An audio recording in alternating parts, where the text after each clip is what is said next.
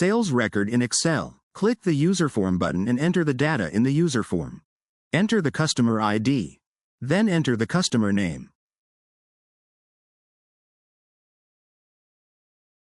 Enter the sales amount we received from the customers. Enter the name of the salesman who brought sales benefits to the company. If you want to pay the salesman a commission, enter it here, then click on the Update button.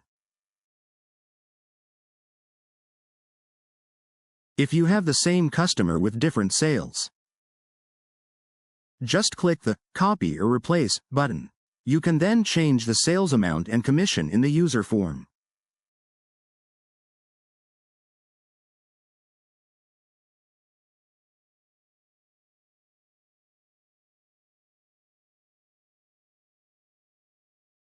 You can see the current changed data here.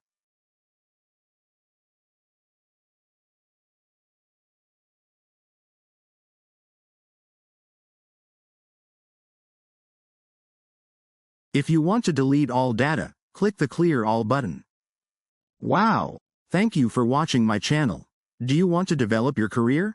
Go to YouTube and search for Coding Master VBA.